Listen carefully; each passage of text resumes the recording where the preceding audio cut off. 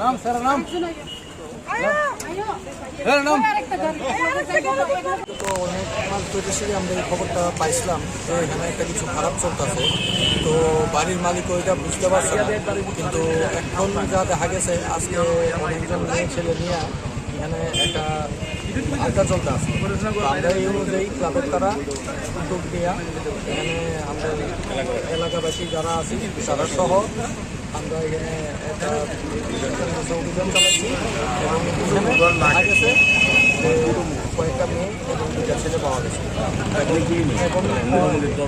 এবং প্রায় 10 জনের মতো মেয়ে হইত এবং তারা এই অবস্থায় পাওয়া গেছে। তারা মানে কয়েকজন হয়তো নেশাগ্রস্ত অবস্থায় আসলো, কিন্তু মেয়ে আমরা এরকমভাবে করতে পারছি না। তো আমরা সাহায্য নিয়েছি এবং তারা স্বীকৃতি দিয়েছে যে তারা এর আগে এরকমভাবে ধরা হয়েছে তারা।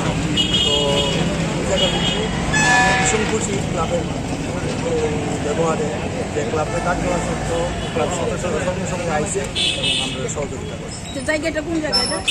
কৃষ্ণনগর বিজয় কুমার চৌধুরী। বাড়ি মালিকের নামটা কি ছিল এবং কতদিন ধরে তারা ভাড়া?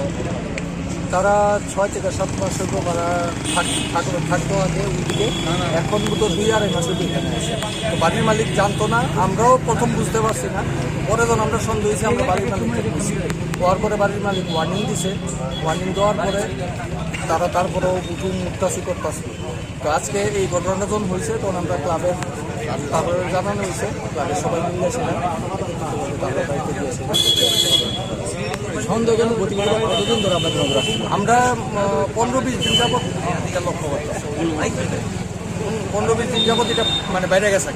প্রথম দিকে যখন আসছে তখন তো বুঝাই গেছে না, কিন্তু সন্দেহজনকটা 15-20 দিন যাবত বাইরে গেছে, মানে পূজার সময় থেকেই এটা বেশি।